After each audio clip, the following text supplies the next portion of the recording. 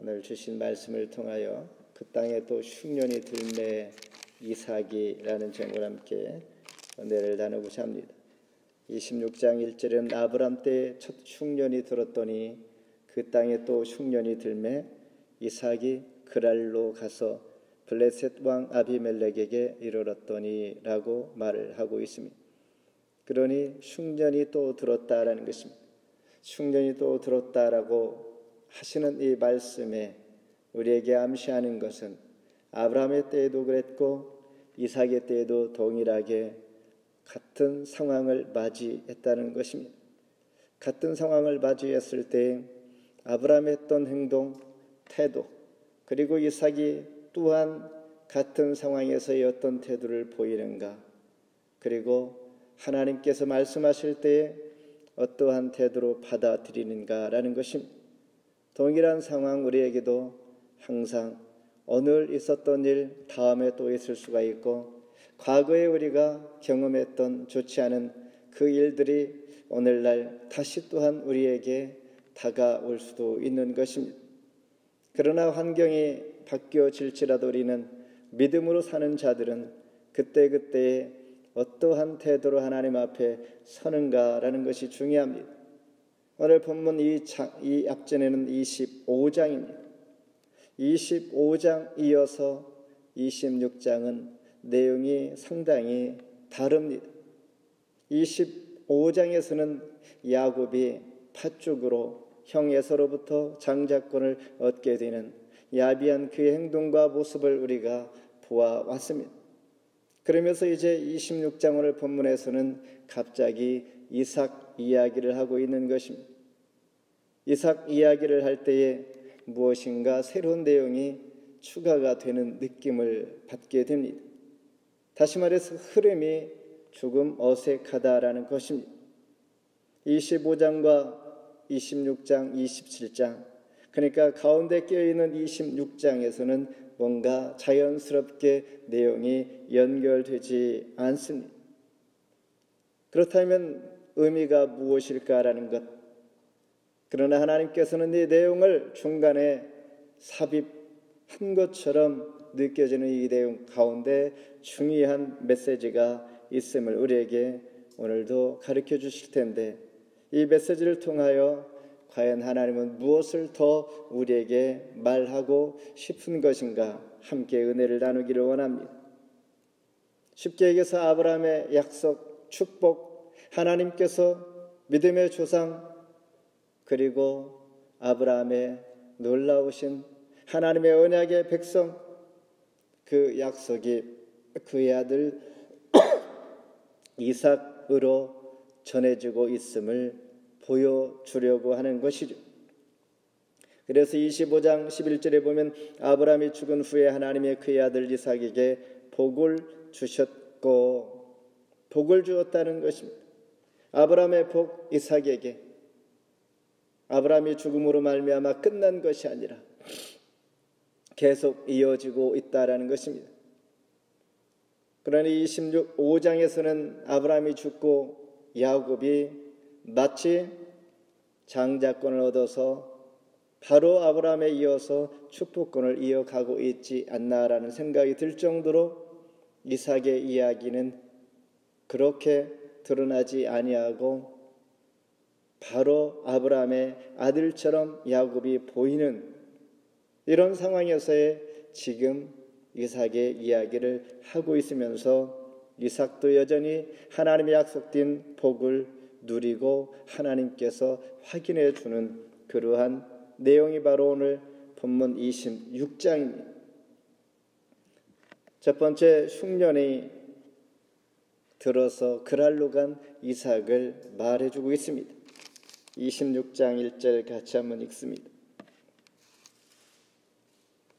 아브라함 때에 첫 흉년이 들었더니 그 땅에 또 흉년이 들매 이삭이 그랄로 가서 블레셋 아비멜렉에게 이르렀더니, 아브라함은 믿음의 사람입니다.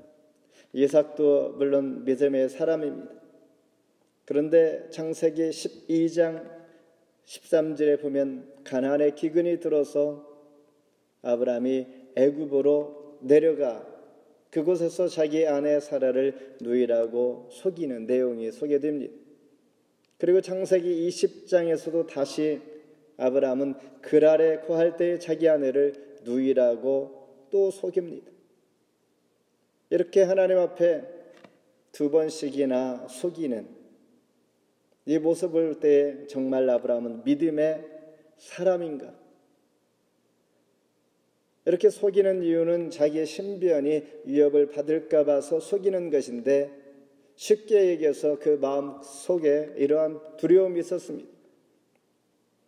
약속의 땅 가나안을 떠나면 하나님께서 그곳에서도 과연 나를 지켜주시고 보호해 주실까라는 이러한 약한 믿음을 가지고 있었다는 것입니다.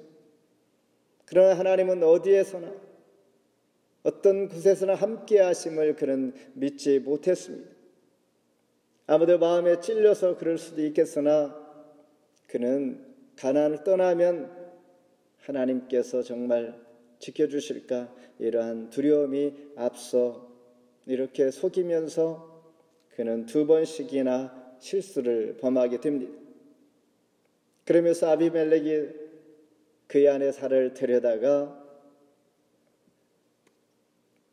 죄를 범할까, 그런 순간에 하나님께서는 현몽하여 그 상황을 모면하게 하심으로 그래도 다행히도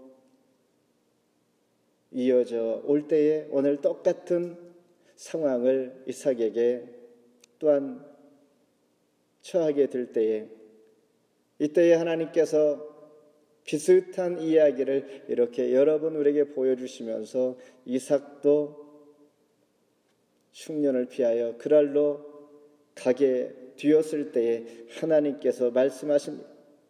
2절에 여호와께서 이삭에게 나타나 애굽으로 내려가지 말고 내가 너에게 지시하는 땅에서 거주하라 말씀하십니다.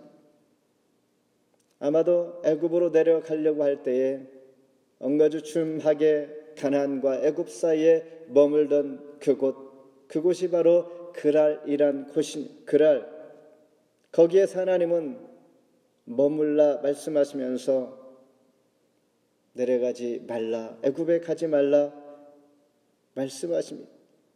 그때의 3절에 이 땅에 거류하면 너에게 복을 주겠다라는 말씀하시면서 아브라함에게 맹세한 것을 이루어 낼 것이다. 여기까지만 보면 3절까지 이미 26장에서 왜 이 내용들이 기록되어 있는가를 우리에게 암시해주고 어느 정도 이해가 됩니다. 흉년의 때에 애굽으로 내려가지 말고 거기에 머물러 있어라. 그럼 내가 복을 주리라. 아브라함에게 약속한 그 복을 너에게도 주리라. 바로 하나님의 뜻이, 하나님께서 원하시는 이삭을 향한 메시지가 거의 다 소개가 되는 것입니다. 하나님 때는 우리가 계획하고 우리가 행하는 모든 일들 가운데 브레이크를 걸 때가 있습니다. 살 수 없는 환경임에도 불구하고 하나님께서 우리를 죽게 하려고 하실까라는 것, 가나안을 떠나지 말라 이렇게 말씀하시는 것, 왜 좋은 환경을 위해서 또한 현재 흉년 때에 떠나서 다시 살 길을 찾고자 하는데 하나님은 왜 붙잡고 계실까라는 이런 생각을 할 수가 있습니다. 로마서 12장 15절에 즐거워하는 자들과 함께 즐거워하고 우는 자들과 함께 울라 말씀하십니다. 하나님은 그럴지라도 그런 상황을 잘 극복하며 함께 한 마음으로 연합하여서 수고하고 함께 즐거워할 수 있는 그런 마음 공동체가 만들어지는 것이 오히려 더 중요하기 때문입니다.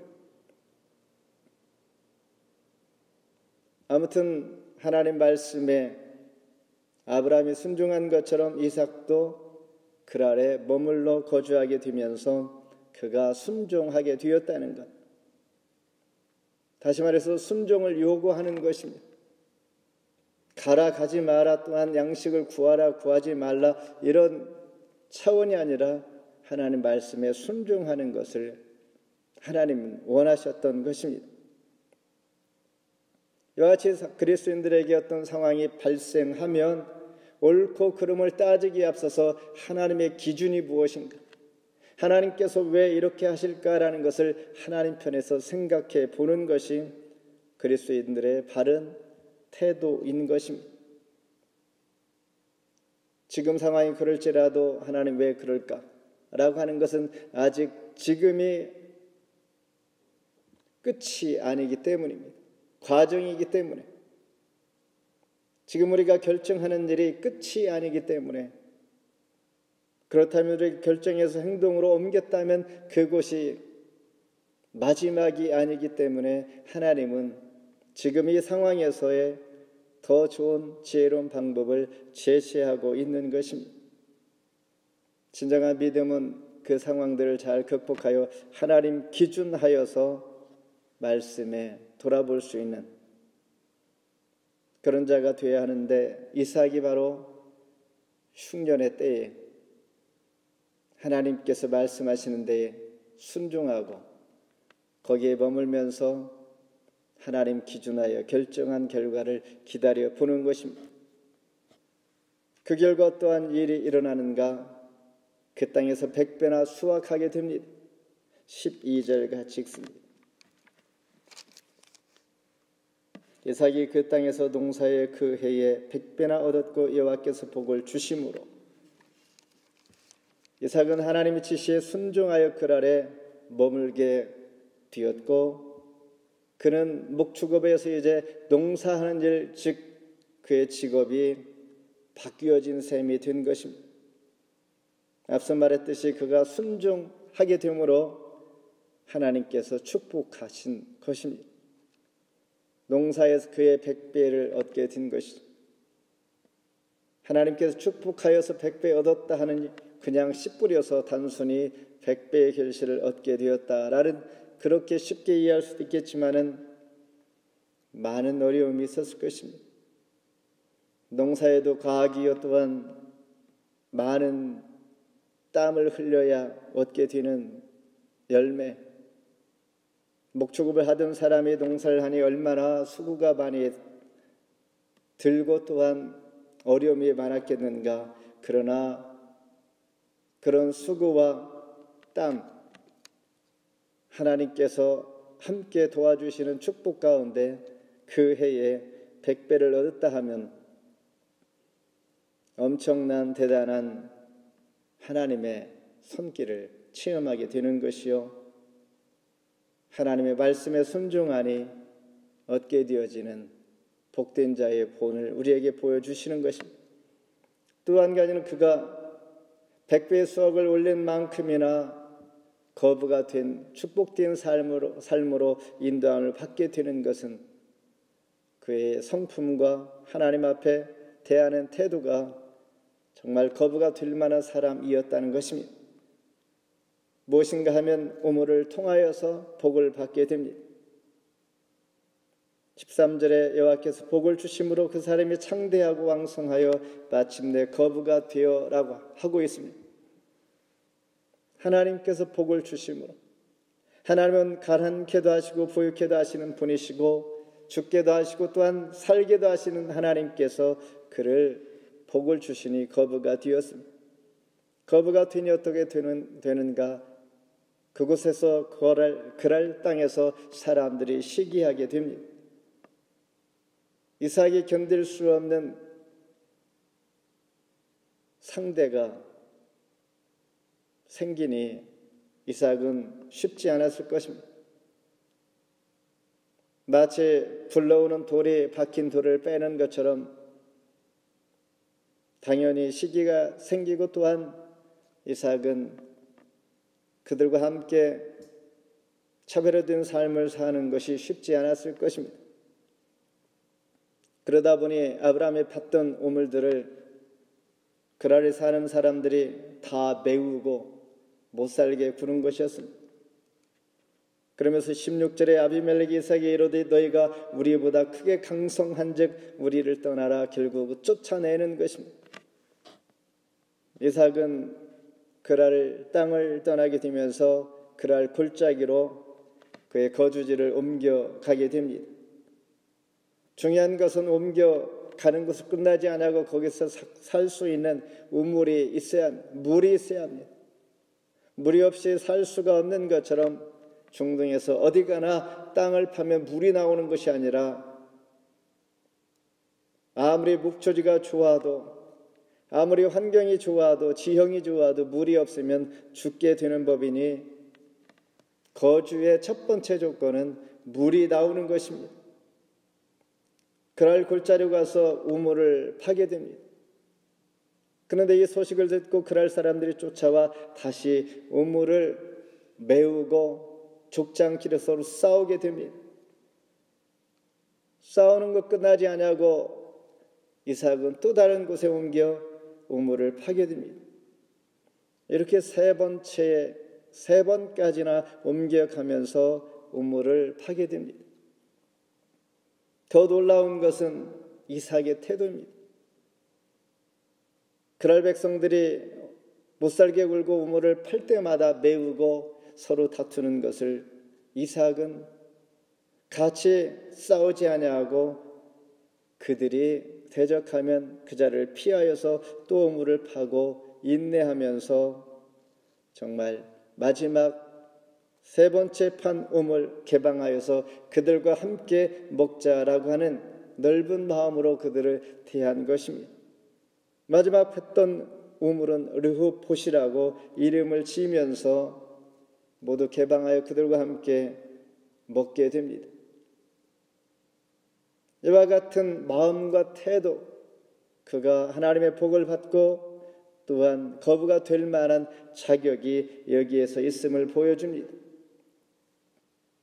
그러니 하나님께도 순종하고 사람들에게 선을 베푸는 이삭을 보면서 이삭은 아브람과 야곱처럼 특별한 일들로 인하여 잘 알려지지는 않았으나 그의 성품, 그의 인품을 볼 때에 충분히 약속의 사람으로, 믿음의 사람으로 아브라함의 믿음의 약속을 그가 전승받을 만한 자격이 있음을 우리에게 보여주시면서 그의 순종과 우물을 통하여 하나님의 복을 누리게 됩니다. 마지막으로 주께서 함께 하시는 이삭을 보게 됩니다. 28절 읽겠습니다. 그들이 이르되 여호와께서 너와 함께 계심을 우리가 분명히 보았으므로 우리의 사이에 곧 우리와 너 사이에 맹세하여 너와 계약을 맺으려 말하였노라. 여호와께서 너와 함께 하심으로 이렇게 말하고 있습니다.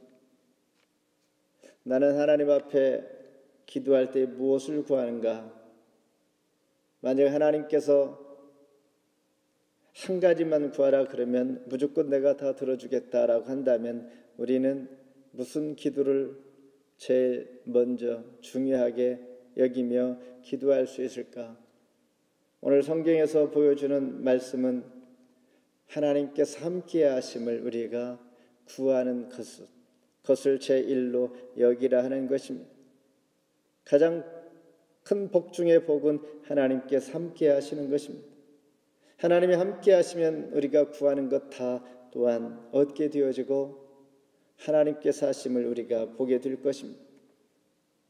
이제 이삭은 부엘사바라는 곳으로 옮겨갑니다. 23절 같이 읽습니다. 이삭이 거기서부터 부엘세바로 올라갔더니, 그리고 25절에 부엘세바로 옮겨간 이삭은 그곳에 제단을 쌓고 여호와 이름을 불렀다. 이렇게 기록하고 있습니다. 장막을 치고 우물을 그곳에서 팠습니다.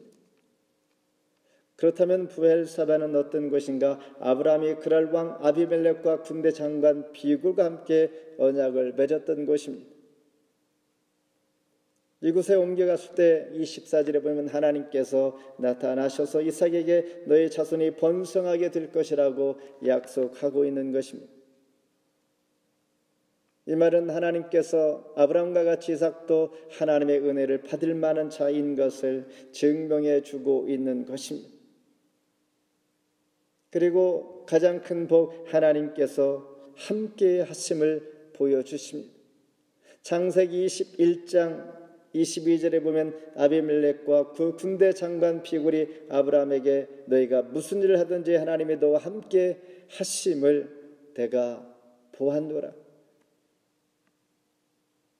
그러면서 지금 읽은 28절에 여호와께서 너와 함께 계심을 우리가 분명히 보았다라고 그럴 사람들이 지금 말하고 있는 것입니다.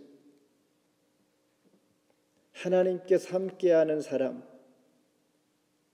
하나님께서 역사하시고 믿음으로 사는 자에게 다른 믿지 않는 세상 사람들이 그 사람을 통하여 하나님을 보게 된다는 것입니다. 너의 삶 가운데 하나님께서 함께 하시는 것을 내가 보았다. 분명히 보았으므로 내가 너와 함께 맹세를 그리고 계약을 맺자라는 것이다. 이 말은 하나님께서 함께 하시니 내가 너와 싸워서 이길 수도 없고 너희가 하는 것마다 구하는 것마다 응답을 받고 하나님 함께 하심으로 마땅히 내가 계약을 맺으면 너와 더불어서 평안을 얻게 될 것이다 라고 확신하고 찾아오는 것입니다. 원수였던 자가 이렇게 찾아오는 것, 돌변하여서 친구가 되어지고 함께 사귀자는 것은 하나님께서 함께 하심으로 하나님의 능력과 하나님의 역사하심을 믿었기 때문입니다. 하나님의 임재의 증거입니다. 그러므로 우리가 하나님과 함께하고 하나님 은혜 가운데 살아가면 아무리 원수일지라도 함께 하는 자를 찾아와 화해하고 친구가 되어주려고 하는 것입니다. 우리는 삶 가운데 승리의 비결, 사람의 비율을 맞추는 것 중요하지만은 하나님 앞에 인정을 받으며 하나님과 동행하는 삶을 살아가는 것 중요합니다. 믿는 자에게 이러한 하나님의 은혜가 있게 됩니다. 그러면서 고린도후서 13장 5절에 너희는 믿음 안에 있는가 너희 자신을 시험하고 너희 자신을 확증하라. 예수 그리스도께서 너희 안에 계신 줄을 너희가 스스로 알지 못하느냐. 그렇지 않으면 너희는 버림받은 자니라 말씀을 맺습니다. 25장과 오늘 본문 26장은 두 가지의 큰 이야기를 보여주십니다. 야곱이 그렇게 형편이 없는 사람, 비겁한 사람임에도 불구하고 하나님 그를 통하여 언약을 약속해 가는 것을 보여주십니다. 오늘 26장에서 이삭이 또 흉년이 들어서 하나님의 약속의 땅을 떠날 때에 어쩌면 형편없는 믿음 없는 사람처럼 보이나 하나님 그를 통하여 멈추게 하고 또한 복을 주실 뿐만 아니라 하나님의 은혜를 입을 자로 하나님 은총을 베풀어 주십니다. 바로 이와 같은 사람이 우리의 모습, 그리스도인들의 모습인데 하나님이 이럴 때에 어떠한 태도를 요구하시는가? 하나님은 공급해 주시는 분, 은혜와 복을 주시는 분, 하나님께서 함께 하실 때에 불신 세상 믿지 않는 자들이 친구가 되어지고 돌변하는 이러한 놀라우신 비밀을 우리에게 보여주십니다. 오늘 우리가 하나님과 함께 동행하는 임마누엘 은혜가 있음으로 말미암아 오늘도 그 은혜가 우리 각자와 중현 교회